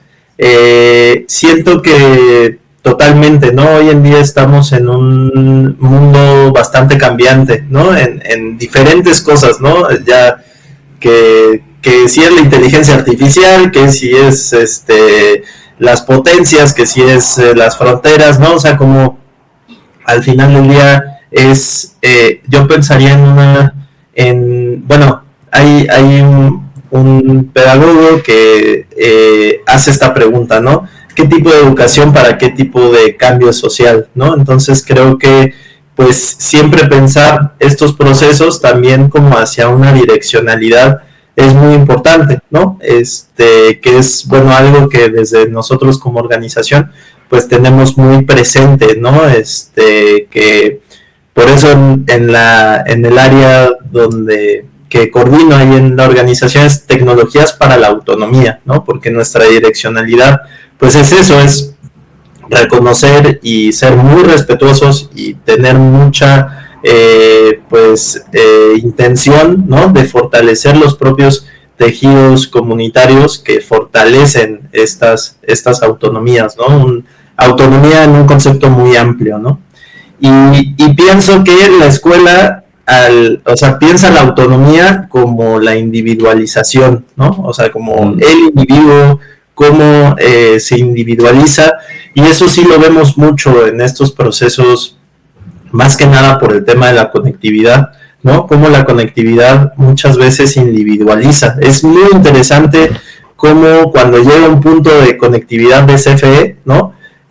Las comunidades, hay una comunidad que trabajamos ahí en Chihuahua, se llama Cochi, que nos decía, es que cuando no había internet, los jóvenes todos estaban en la cancha, ¿no? Jugando, platicando, hasta altas horas, ¿no? Y ahora que hay internet, todos están igual en la cancha, pero en sus celulares, jugando diferente tipo de cuestiones, ¿no? Entonces, yo creo que cuáles son esos aprendizajes que deberíamos de, pues sí, como propiciar, pues mucho pensamiento propio, ¿no? Pensamiento autónomo, también esta cuestión de dudar, ¿no? O sea, cómo verificamos lo que vemos, porque pues ahora con todo esto es fácil, ¿no? Pues ver información que no necesariamente es verídica. Y lo que decía Gaby, que a nosotros nos ha ayudado muchísimo, el tema del aprendizaje a través de proyectos, ¿no? O de procesos de investigación, que es justo esto último que estaba diciendo, que para nosotros eso, o sea, porque ya no es que haya un temario fijo, sino el mismo proyecto, hacer una radio comunitaria, hacer un internet comunitario, te va formando, vas aprendiendo un sinfín de cosas, ¿no? En cuestión técnica, en cuestión de organización, ¿no? Pero también en cuestión de derechos, ¿no? Y de dignidad, que es muy importante para las personas. Entonces, eso. Muchas gracias, Adrián. Híjole, ahorita que tocaste lo del cuestionamiento, pues sí, me encanta también, creo que es una parte muy importante y ahorita vamos a regresar a eso, pero Edmi también nos tiene una gran pregunta aquí en el chat. Dice, justamente al hablar de los afectos y las jerarquías, ¿cómo puede darse un diálogo horizontal entre docentes y estudiantes al momento de hablar de sentimientos? ¿Hay espacio para que se desarrolle la amistad? Que pues justo creo que es un gran tema, un poco también desde las jerarquías que nos hablaba Gaby de, pues es que no, los niños juegan con niños y son amigos de los niños y los adultos son como aparte y bueno, incluso también hasta en la universidad, ¿no? Pues hay profesores que abusan de esas cuestiones y hay quien prefiere no involucrarse con las y los estudiantes, que tampoco creo que sea como la respuesta, pero bueno, justo en las comunidades pues es muy distinto estas dinámicas. Entonces pues no sé si quieren hablarnos al respecto desde lo que han trabajado. Sí, pues de entrada, o sea, la respuesta inmediata es sí. Yo creo que sí, debería haber espacio para la amistad y creo que se podría entablar una amistad. Yo sí creo que justo estas relaciones intergeneracionales son la base de muchas cosas, ¿no? Y que esta separación por edad pues trae muchos daños, porque también pues esto tiene que ver con una separación además de la edad productiva, ¿no? O sea, como de cuando ya puedes trabajar y ya entonces incluso todas las ciudades y todo está hecho para esa edad, ¿no? O sea, a partir de que tú ya puedes trabajar y producir. Si es antes de eso o después de eso, nada está hecho para que tú ni siquiera camines, ¿no? Por las calles, subas a algo, alcances algo, ¿no? O sea, todo está hecho solo para esa edad. Entonces, yo creo que es complicado generar relaciones horizontales, incluso para compartir saberes, y ahora para hablar como justo de sentimientos o de afectos, aún más, porque menos sabemos todavía comunicarnos, ni siquiera con personas de nuestra edad, muy bien, sobre esos temas, ¿no? Entonces ahora, si además agregamos el componente de la edad, todavía más problemático. Pero creo que también existe como mucho este miedo hay un tema ahí como con el respeto que hablan las personas, ¿no? Que pareciera que el respeto de una persona, de un niño o una niña hacia una persona adulta es, pues, casi que no hablarle, ¿no? O sea, como estar ahí solo inmóvil esperando a que le den una instrucción y hacerla inmediatamente. Y no sé en qué momento se definió socialmente que eso es el respeto, pero decirte, no, yo no estoy de acuerdo contigo, opinar, proponerte algo, aburrirse con lo que le estás diciendo, eso no es una falta de respeto, ¿no? O sea, como que creo que también deberíamos partir de que una conversación y un vínculo, también se vale decir no, también se vale no estar de acuerdo, y eso no quiere decir que te respeten menos, y entonces ahí se puede generar otra cosa. A mí me ha pasado muchísimo, ¿no? O sea, de repente además tú crees que tienes las mejores ideas del mundo y entonces tú preparaste algo increíble y vas y lo propones y todo es como, eso no. Y pues eso no, o sea, porque estamos en un grupo y si estamos tratando de generar relaciones más horizontales, más justas, más libres, pues se vale, ¿no? Y entonces se vale proponer otra cosa y se vale ser flexible y se vale cambiar, que muchas veces un sistema escolar tradicional no lo permite porque ya hay líneas muy claras de qué sí se puede, qué tiene que aprender, qué no. Pero hay otros espacios, creo que hay momentos donde sí se puede, hay un poco intentarlo. Y entonces, pues yo sí apostaría por estos espacios de diálogo, porque al final son diálogos donde nos quitemos un poco la etiqueta de quién es quién, ¿no? O sea, de yo soy el maestro, tú eres el alumno, tú eres el que sabe, tú eres el que no, tú eres el que reprobó, ¿no? Y más bien platicar, o sea, conversar, jugar, ¿no? O sea, como llevarlo a una cosa más pues sí, cotidiana. Y algo que estaba pensando ahorita y que me parece muy importante es cómo desde el principio nosotros hemos estado hablando como de separado, ¿no? De la escuela con la comunidad. Y que lo hablamos así porque así es como está funcionando, pero que en teoría no tiene sentido. O sea, la comunidad, la escuela debería ser un espacio y una herramienta de la comunidad para poder generar conocimiento, todo lo que estamos diciendo, ¿no? O sea, compartir, crear vínculos, pero realmente eso no sucede. O sea, la escuela está separada incluso físicamente, y entiendo que hay temas de seguridad y de muchas cosas, entonces cada vez las paredes son más altas, está la escuela en un lugar, pero tú no conoces a los vecinos, tú no sabes quién vive al lado, o sea, no hay una integración de lo que está sucediendo en la escuela con el área que las rodea. Ya deja tú espacios más amplios, ¿no? O sea, con los vecinos y espacios y comercios o lo que sea que hay que los rodea. Entonces, tú estás en una burbuja adentro aprendiendo cosas que no entiendes para qué te van a servir, que no se relacionan con nada en tu cotidiano, y luego sales y no tienes ni idea de quién es la persona que vive detrás de esa puerta. Entonces, creo que ahorita a que estábamos como separando estos conceptos, pues creo que un objetivo, ¿no? O sea, algo que estaría bueno es tratar de otra vez volver a juntar eso, ¿no? Y que la comunidad es parte de la escuela y la escuela es parte de la comunidad y todo se esté entrelazando y no son cosas como separadas de los estudiantes por allá que no se mezclan con quien está en la banqueta de enfrente. Sí, justo. Muchas gracias, Gaby. Adrián. Sí, gracias. No, pues yo coincido, ¿no? Creo que eso es muy, muy importante. Dentro de las propias escuelas también pasa mucho, ¿no? Que el docente, la docente, dentro de los procesos más rurales, no necesariamente son de la comunidad, ¿no? A veces son, pues, maestros, docentes, maestras externos, ¿no? Y bueno, yo de las que conozco muy pocas veces hay pues sí, como esta relación, ¿no? O esta confianza, ¿no? Como que tarda mucho al final del día. También conozco otras escuelas como la propia de la Unión de Cooperativas Tosepan, ¿no? En Canemastiloyan, que es una experiencia muy interesante, que es de este proceso organizativo, la cooperativa indígena más grande de México, allá en la Sierra Norte de Puebla, con quienes trabajamos, ¿no? Y que sí tiene un entendimiento y un valor diferente, ¿no? De lo que es la escuela, porque también no solo se enseñan, pues, ciertos conocimientos que son importantes, ¿no?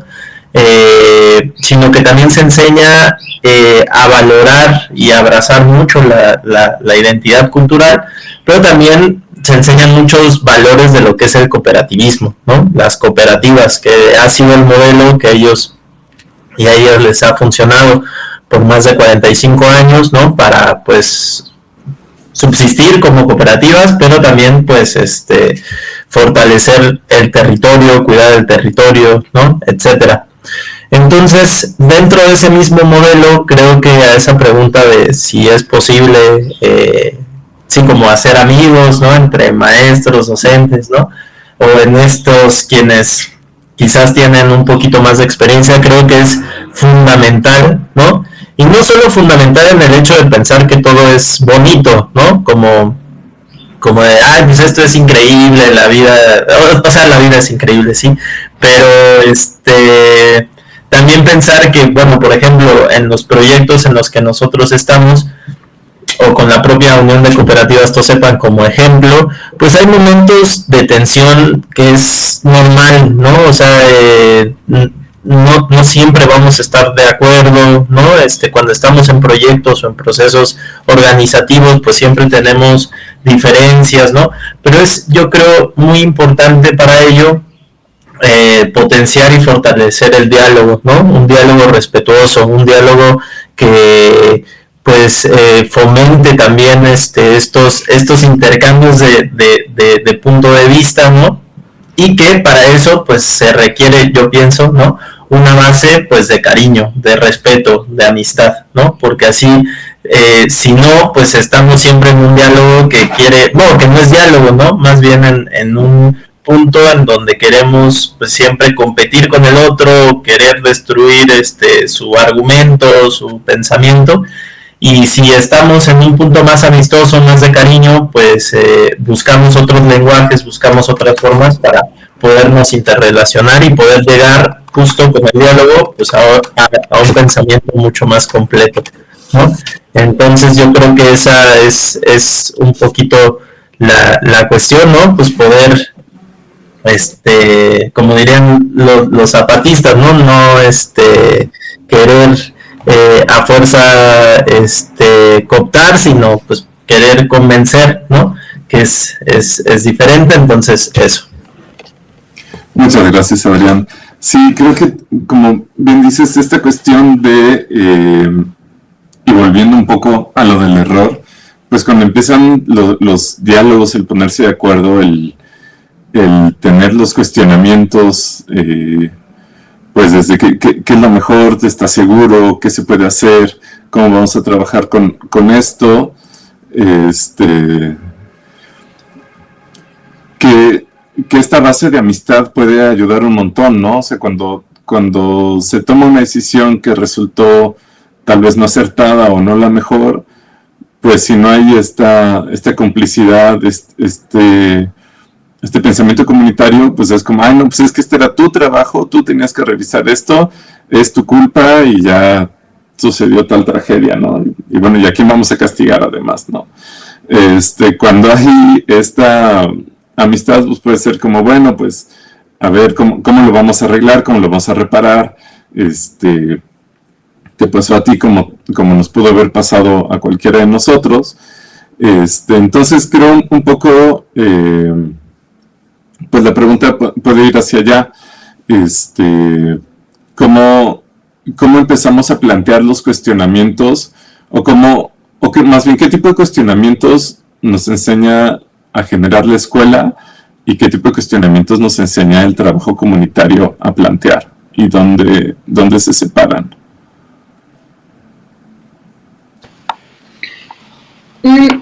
Yo pienso que en la escuela en general, lo que hablábamos hace rato y lo que está en el título, ¿no? O sea, se vuelve un tema muy individual. Entonces, los cuestionamientos en general son así, ¿no? O sea, son pues sí, muy individualistas, muy competitivos también, ¿no? O sea, lo que queremos es como ser o ser el mejor, o pasar la materia, o así, ¿no? O sea, como cosas de cómo responder a lo que la institución nos está pidiendo.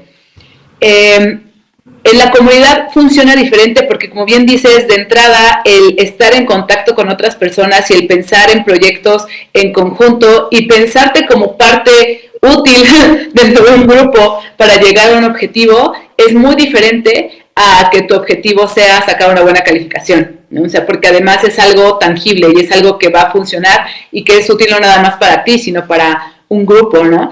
Y yo quería retomar esto que decía Adrián, porque también de pronto justo se romantiza, ¿no? Y entonces pareciera que, la comunidad es lo máximo, todo está bien, no hay ningún problema, todo es perfecto. Y claro que no, o sea, claro que no, hay cosas, pues hay conflictos, hay incomodidades, hay desacuerdos, hay discusiones, y eso es parte también del trabajo así, ¿no? Y lo menciono porque de repente también la gente se desilusiona, y eso pasa mucho con procesos participativos, que a veces yo he dado capacitaciones y así a docentes, pero también a personal de salud y a diferentes actores, y de pronto es como, pero pues yo intenté esto y nadie quiso participar, entonces pues no se puede, en mi grupo no se puede, entonces seguimos con la clase normal, ¿no? Pues no, claro que no, o sea, para empezar, si llevas años sentado en una banca esperando que te digan qué hacer y de repente es como, bueno, a ver, ideas, hagámoslo entre todos, pues obviamente que no, o sea, así como decían hace rato que se aprende en la vida, pues también a participar se aprende participando, entonces, pues claro que no es así, no es tan fácil, y hay que tener herramientas, y hay que intentarlo, y hay que probar otras formas, y hay que conversar mucho. Entonces, pues sí, o sea, como que sí me gustaría recalcar eso, que si bien yo estoy convencida de que ese espacio comunitario y horizontal es el camino para tener espacios más dignos, más sanos, más libres, etcétera. Definitivamente es un camino que lleva más tiempo, ¿no? O sea, y que te va a sacar muchas preguntas y que te va a sacar de onda muchas veces, y que a veces es más lento, porque claro que si queremos que se aprendan las niñas y niños una fecha, claro que sentarlos y que lo repitan y que hagan 5 planas va a hacer que se la aprendan más rápido. Eso sí, en un día se la van a aprender. Quizá en un proceso de otro tipo comunitario no se la aprendan, ¿no? O va a pasar mucho tiempo, o no se la van a aprender porque no fue útil al final esa fecha. Pero pues sí creo que es el camino. Entonces, creo que los cuestionamientos que vienen desde el trabajo en comunidad y desde estar formando parte de una comunidad son cuestionamientos mucho más amplios y menos especializados, como que abarcan un panorama mucho más amplio de todo lo que significa aprender, pero estar, pero vincularse, pero generar cosas, pero equivocarse, ¿no? Entonces, y eso también tiene que ver porque pues hay una gran cantidad de actores además que te acompañan con distintos papeles que van cambiando constantemente. Pues sí, eso. Sí, yo igual, yo creo que uno de los, bueno, sí, como cuestionamiento, como idea a plantear, sería cómo, pues, partir siempre desde los territorios, ¿no? Siempre entendiendo el territorio, a la comunidad como un espacio bastante complejo, ¿no? Pero que así como es complejo, pues también tiene necesidades particulares, también le está pasando a diferentes procesos, también tienen fortalezas las propias comunidades, ¿no? También tienen quizás algunas debilidades, ¿no? Por justamente ser este espacio complejo, colectivo, ¿no? En donde todo está pasando. Yo creo que si partimos mucho, y así es como nosotros trabajamos, pues todos los procesos, ¿no? A veces nos buscan como organización, ¿no? Y nos dicen, no, pues es que esto es real, ¿no? Es una historia real. Queremos una telefonía celular comunitaria, ¿no? Y pues nosotros como organización no partimos tanto de la tecnología, ¿no? Sino que primero buscamos justamente hacer este proceso participativo, porque meterte en un proceso de telefonía celular comunitaria es un reto, ¿no? O sea, y si la comunidad no, pues quizás no es su necesidad o no está lista para ese tipo de procesos, en vez de hacerles un bien, les vamos a hacer un mal, ¿no? Entonces, cuando fuimos a la comunidad, hicimos toda esta metodología que nosotros seguimos y nos dimos cuenta que la comunidad tenía, pues por procesos de la zona, de la región, había habido como pues procesos muy delicados con las bandas del crimen organizado, ¿no? Y lo que buscaban era pues tener esta confianza, esta felicidad de pues volver a salir al territorio, ¿no? O sea, tenían pues mucho miedo, ¿no? Entonces, al final, para no hacer el cuento así muy largo, no se hizo esa instalación de la telefonía, sino más bien se pensaron otras estrategias, ¿no? Una fue hacer un mural, ¿no? Un mural colectivo, en donde diferentes personas de la comunidad pues pudieran hacer partícipe. Era un mural como de la historia de la comunidad, ¿no?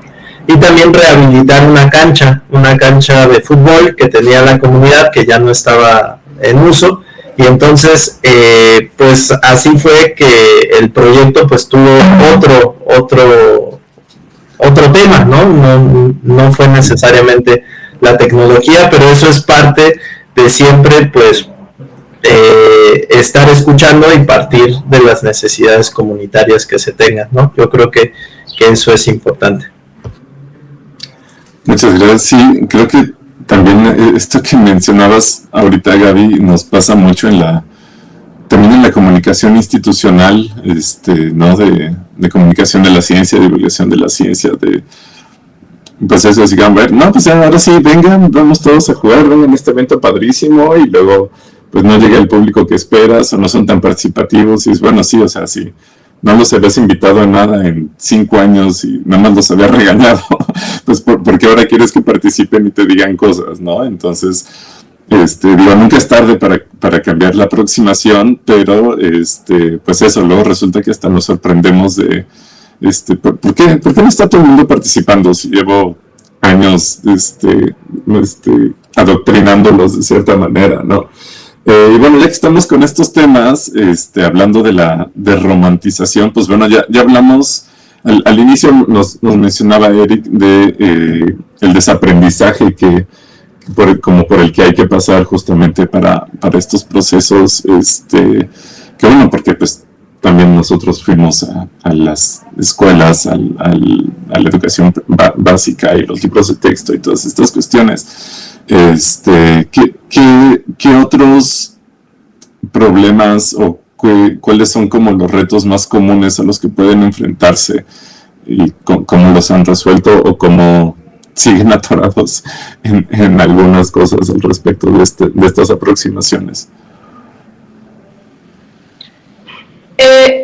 Yo siento que hay muchos retos que no te esperas regularmente, porque pues sí, o sea, tú vas como con esta idea de aprendizaje y demás y empiezan a surgir un montón de cosas que no tenías mapeados desde un inicio. Yo creo que hay un reto muy importante que tiene que ver con género, porque la escuela sigue marcando mucho esta diferenciación desde los uniformes, que además ya sabemos, o sea, los uniformes que implican también una propia corporalidad diferente de las personas, porque si llevas pantalón o si llevas falda cambia totalmente cómo te sientas, a qué juegas, ¿no? ¿Qué haces? Y entonces son cosas que justo se van aprendiendo en la escuela y que de repente en otros espacios de aprendizaje pareciera que se replican, ¿no? Entonces, de repente, por ejemplo, el que haya como una integración más, mayor integración más bien entre todos los participantes sin importar género, a mí es algo que me ha costado, ¿no? O sea que sobre todo con infancias y adolescencias, de repente siempre pasa que estoy yo con ellos, pero si vamos a jugar tal, los niños primero y luego las niñas, ¿no? Así. Entonces, pues es un reto constante. Algo que también a mí me cuesta de repente mucho es como esa cercanía que puede haber conmigo, ¿no? O sea, por ejemplo, algo que yo hago mucho es que pues no me digan maestra, en general en todos los proyectos que hago pues soy Gaby, ¿no? Y cuesta un montón, o sea, cuesta muchas sesiones el que dejen de decirte maestra, pero la verdad es que es un cambio total del tipo de vínculo que hay en cuanto dejan el maestra y ya eres una persona, ¿no? O sea, ya eres Gaby o ya eres Adriano, ya eres Agustín.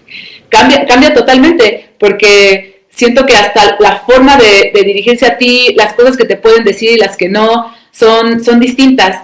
Y entonces, en particular con infancias y adolescencias, como casi las únicas relaciones que hay con personas adultas son jerárquicas porque o son sus papás o son sus maestros, pues sí hay ya una forma determinada de cómo te relacionas con la persona adulta y que tiene que ver con lo que hablábamos hace rato de la amistad también, ¿no? O sea, esa es la única forma de relacionarse con gente de otra edad.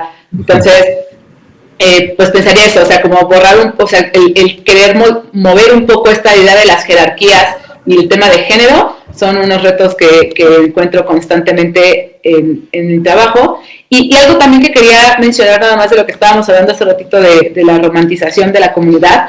También, yo hablo también como pensando en comunidad, no solo en estas comunidades que de repente cuando decimos comunidad todo el mundo piensa como en comunidades alejadas o vulneradas o originarias, y cómo por ejemplo, esto que hablamos de la separación de la escuela con la comunidad, sucede aquí, o sea, en tu colonia, en la escuela de tu colonia, no solo como en otros lugares por allá más lejos. Entonces, pues eso también está interesante, o sea, como pensar las diferentes formas de ser comunidad y de involucrarse como comunidad y de formar parte de una comunidad con las características que cada comunidad vaya a tener, o por el motivo por el que se hizo comunidad, si es el territorio, si son intereses, si son, ¿no? O sea, como hay muchos tipos de comunidades. Si me ayudas a repetir la pregunta, es que como que en internet se... Claro, sí, no te preocupes, Adrián. Estábamos hablando de esto último que mencionó Gaby, pues de la romantización, como los problemas, lo que se ha tenido que desaprender, los retos que has ¿Cuáles son los retos más comunes a los que te enfrentas y cómo los has resuelto o cómo han persistido tal vez a lo largo del trabajo?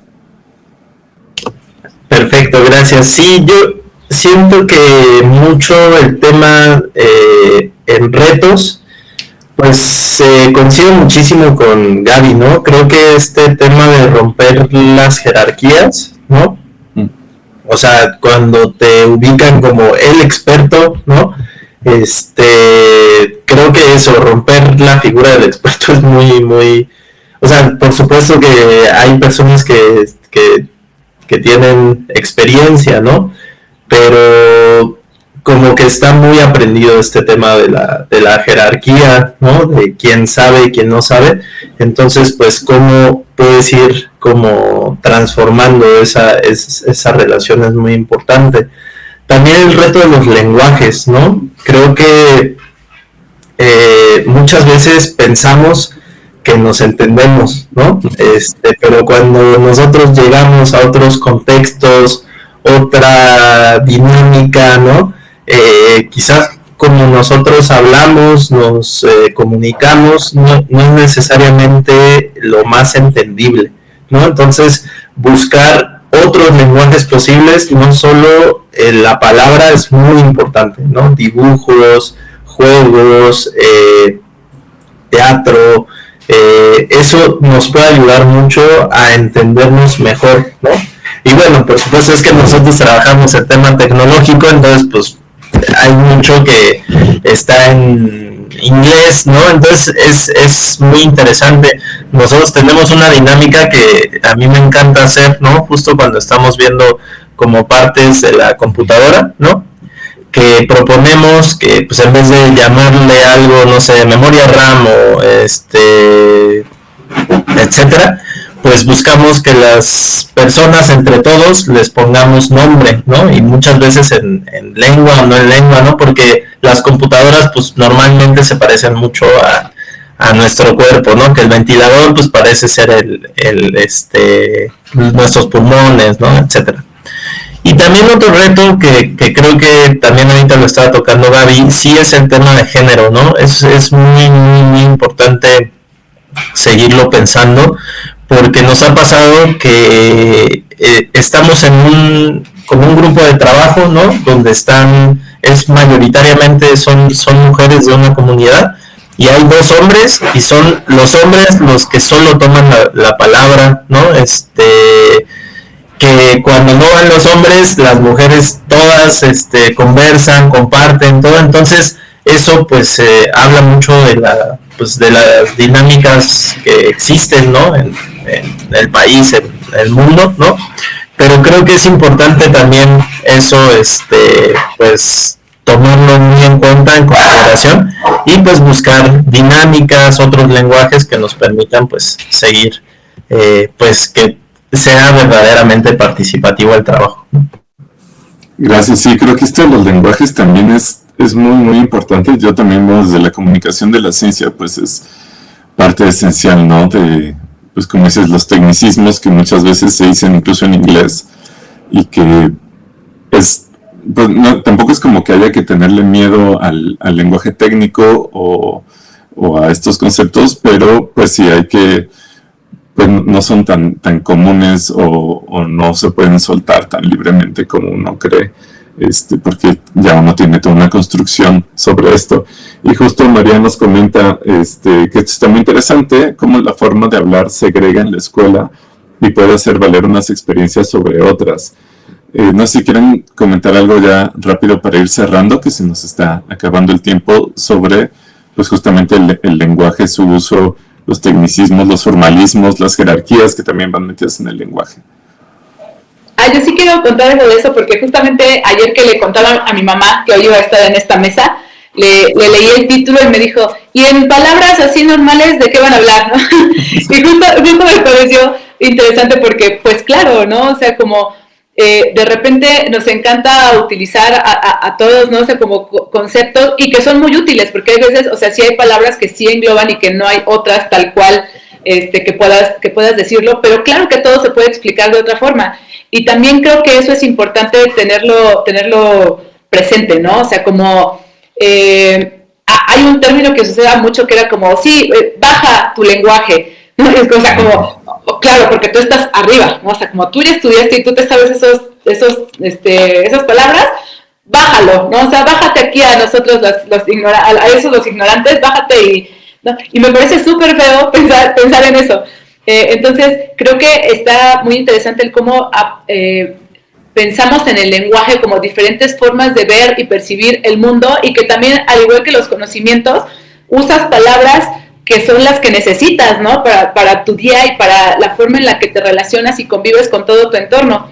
Entonces, más que pensar en homogeneizar el lenguaje, creo que está bien pensar en cómo se exploran otras formas de decir las cosas constantemente, y de que no necesariamente el usar tecnicismos significa que sabes más del tema, porque puedes saber mucho del tema sin conocer una palabra en particular y sabes muchísimo, ¿no?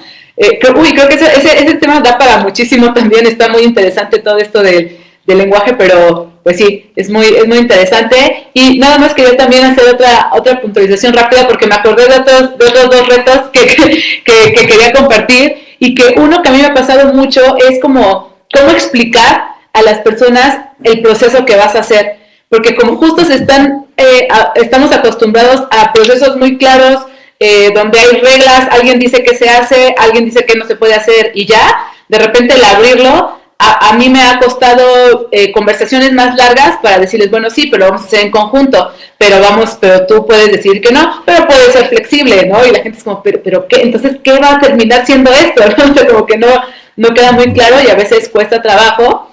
Y otro reto, creo que es estas prácticas extractivistas de saberes, que están presentes todo el tiempo en proyectos, en algunas instituciones, ¿no? O sea, como todo el tiempo creo que es un reto, porque tienes que estar como muy con el foquito prendido de que realmente lo que se está haciendo es porque la comunidad quiere, porque hay una utilidad para la comunidad, que la comunidad considera útil, ¿no? O sea, no que tú dices qué es lo que necesitan, qué va a pasar cuando llegues, qué va a pasar cuando te vayas, qué va a pasar con lo que surja de ahí, con los saberes, qué quiere la comunidad que pase con su propio conocimiento.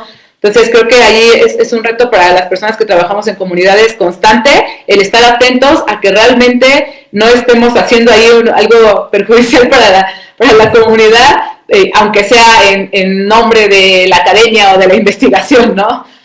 Y ya, eso es de los otros dos que me acordé ahorita. Gracias. Yo igual, bueno, ya para ir cerrando, creo que sí, sobre este tema de los lenguajes, pues es muy importante eso, ¿no? Cómo podemos ir pensando lenguajes que nos acerquen, ¿no? Y que no nos distancien, ¿no? Creo que eso, bueno, en comunidades si tú usas palabras o tecnicismos, ¿no? Palabras muy rimbombantes, es complejo, ¿no? Pero eso no quiere decir, como bien decía Agustín, que las propias comunidades donde nosotros trabajamos, rurales y originarias, pues no tengan esta posibilidad también de irse apropiándose y creando sus propios conceptos, ¿no? De ahí, pues también, no sé, se me viene a la mente el tema de la comunalidad, ¿no? O sea, cómo son conceptos que también pues la propia academia ha ido abrazando, ¿no? Y que surge de procesos comunitarios muy, muy fuertes.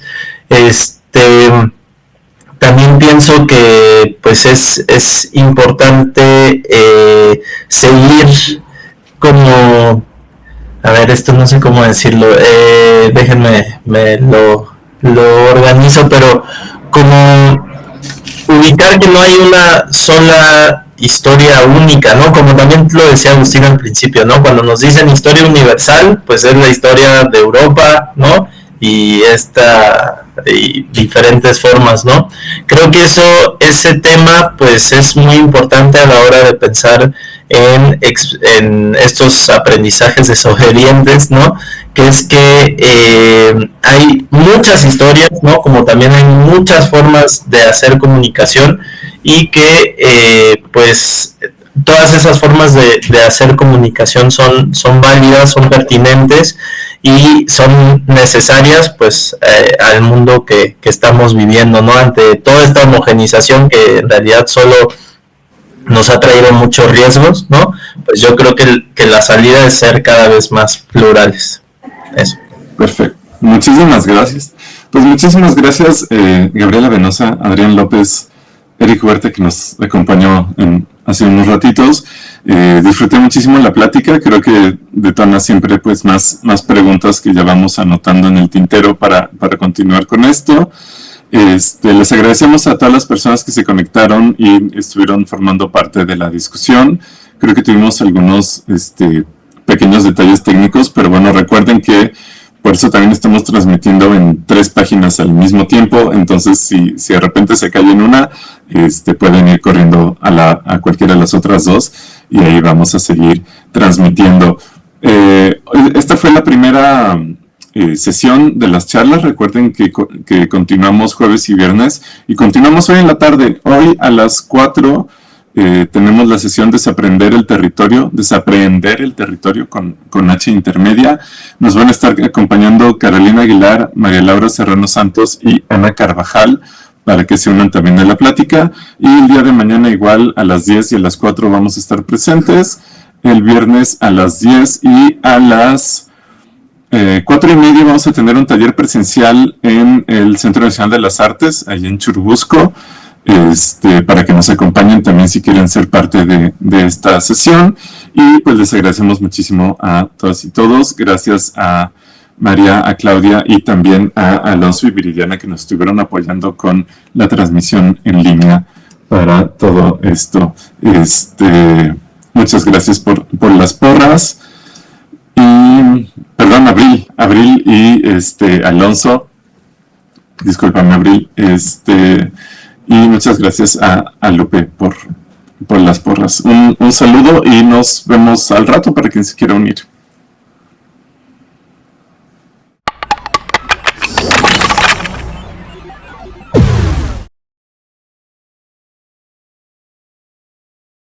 Gobierno de México. Segundo piso de la Cuarta Transformación.